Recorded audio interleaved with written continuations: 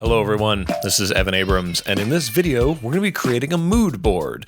Now, a mood board is kind of a collection of inspiration that generally starts most design projects, and motion design is no exception. While it may seem that great videos spring fully formed out of their creator's mind, it's usually from a pretty exhaustive pre-production process, and that process typically begins with the nebulous and ethereal mood board. Now, if this were the 1980s, we would probably put up a corkboard and cut some things out of magazines and start pinning them up with sticky notes and connecting them with red string. It would really start to look like a conspiracy theory starting to take shape. However, it's 2019 and we can do better. So in this video, we'll be making use of a collaborative suite of tools brought to us by this video's sponsor, Milanote.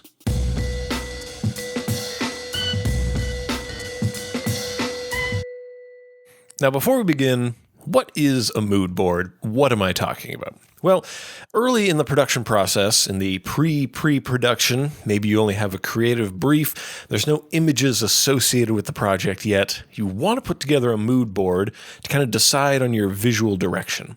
Now, there may already be some creative thoughts going into it, a bunch of things in word form.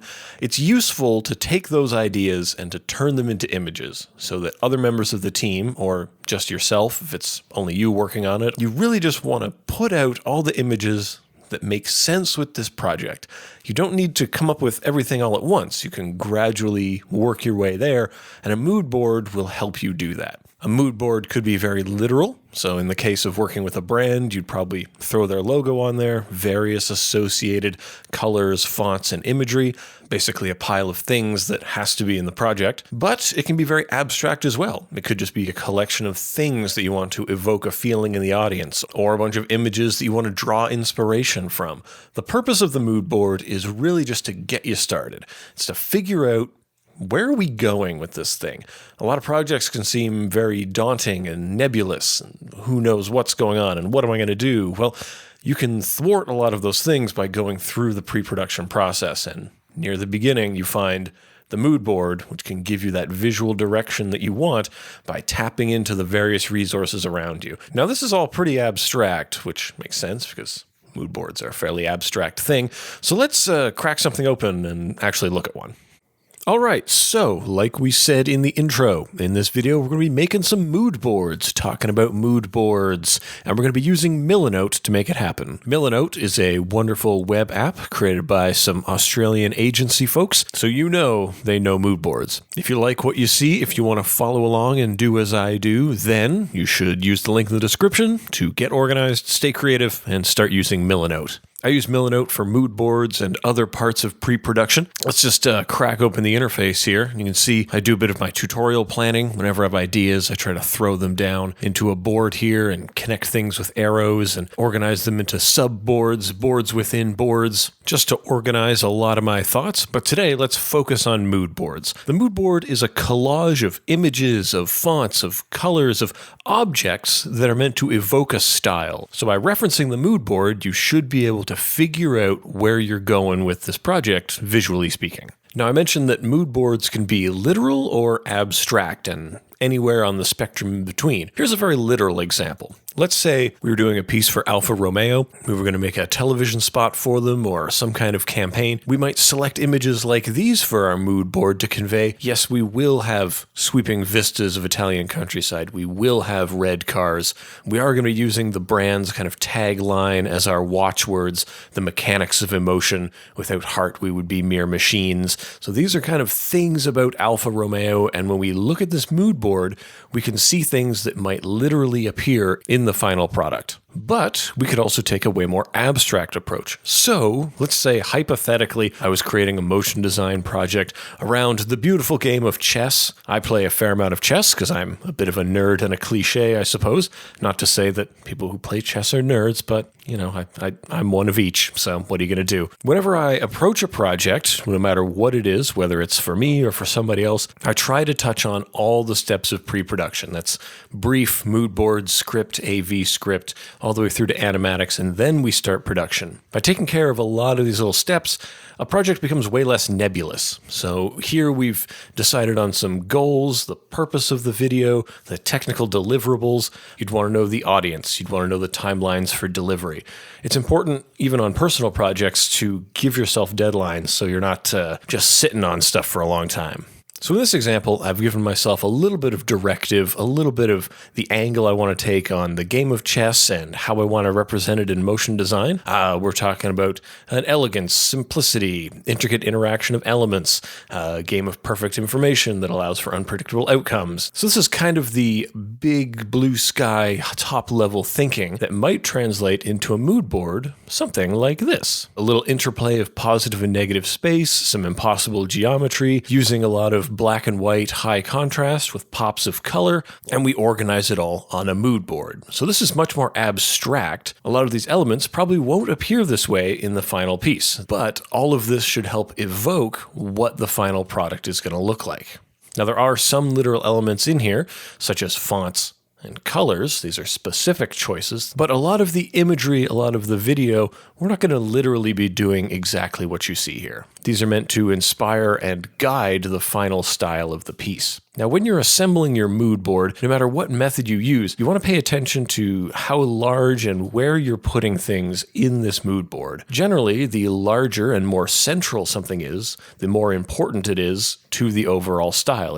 It takes up more space, so it has more weight. So we would say, looking at this mood board, this central video here is probably the most influential on what we're seeing. And usually that might be an image that you start with, or just some little piece, or maybe a sound. Maybe it's music that really starts you off. So whatever it is, you want to start with that and build around it. Now, it's also worth dropping things down that'll remind you of what is the direction we're even going in. Throw on some text, throw on some words that are important to the brand, to the project, to the style in general. But the mood board is also part of a process. And when we look here at this when we look at this mood board, we can see, there's a lot of high contrast, but it's very dark. We're seeing a lot of kind of gloomy imagery. The goal of the project was to make something seem more dynamic and fun and accessible. We've kind of dark nighted it here a little bit. We've taken a fun thing and possibly made it terrifying for audiences. But one of the things I love about Milanote is the way it can really help you iterate stuff.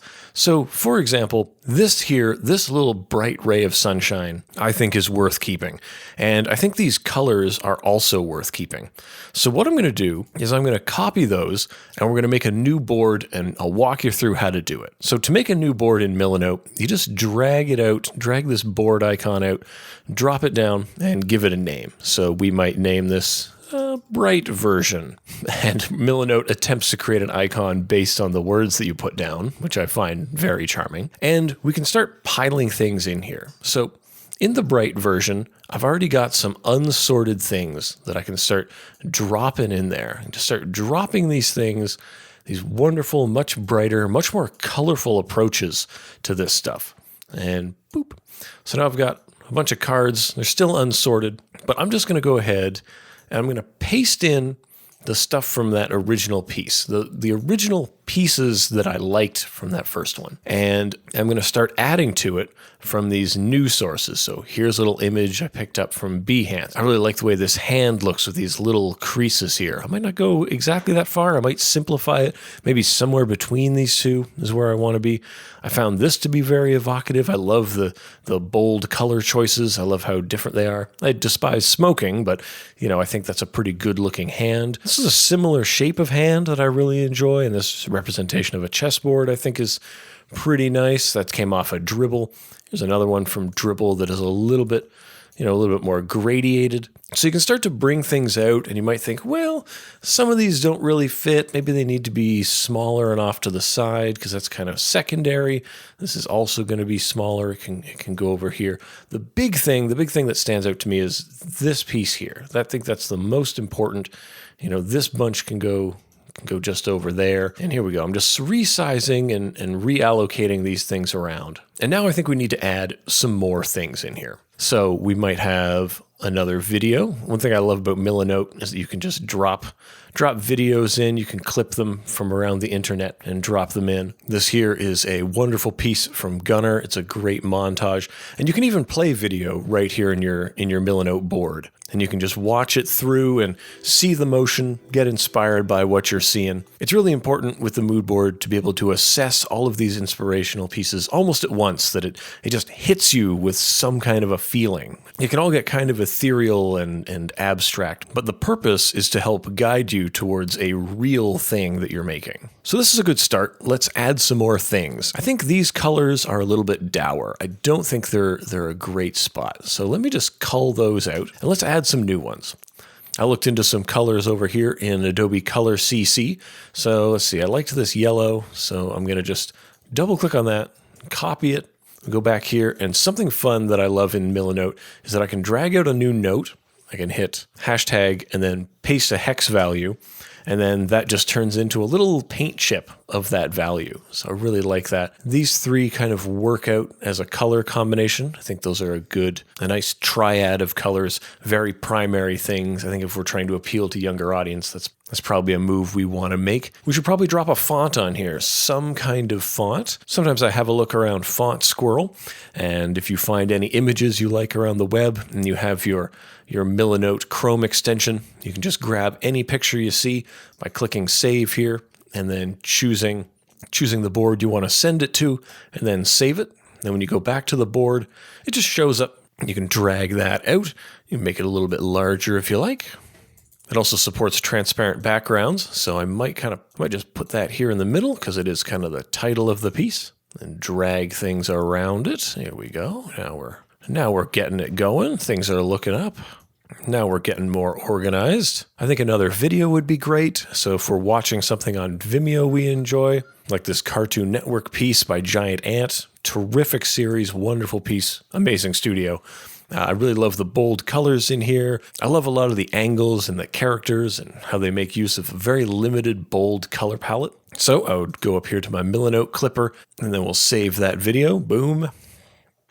And drop that in. So now we've got another little piece of inspiration into the puzzle. This could probably use a few more images, so we might hit up Behance and scan around and find something that has colors or shapes or textures that we like, something that evokes the style we want to try to get to. Might hit up Dribble. Dribble has a lot of great things on it. A lot of these things can be hard to search through, though, because they're not really organized by any specific stylistic keywords. But once you find what you're after, you can always just save it using your Milanote clipper here, and just like that. So I think this will actually replace that because it's nice and bright. And now this is starting to take a little bit more shape. It can take a little while to round up all the things you want, to flesh out where you want the style to go. However, spending the time early on in the process is going to save you a lot of question marks later on. Sometimes you already know the style you want to use for a piece. However, when it comes to commercial work and client work, you often have to pitch styles. So this is where organizing and making your mood board beautiful so you can pitch the idea and the concept to somebody else really helps. It's not enough that just you understand the direction you're going to take. Sometimes you need other people to understand it too, and that's another one of the functions of a mood board.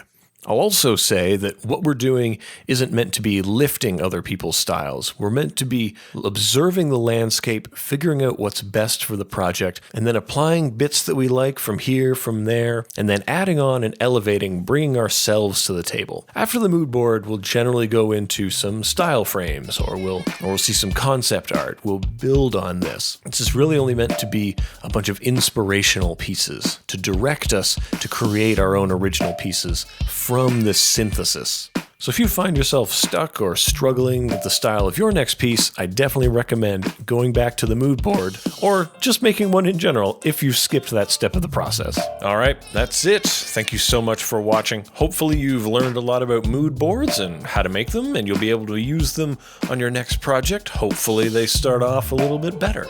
If you'd like to make use of Milanote to make your mood boards and many other things, please use the link in the description, check out the free trial, and if you upgrade to the full package, then you'll be able to just fill your Milanote with so many things, many things. If you've enjoyed learning about motion graphics, motion design, the production process, then subscribe to this channel, and we'll see you around for the next tutorial.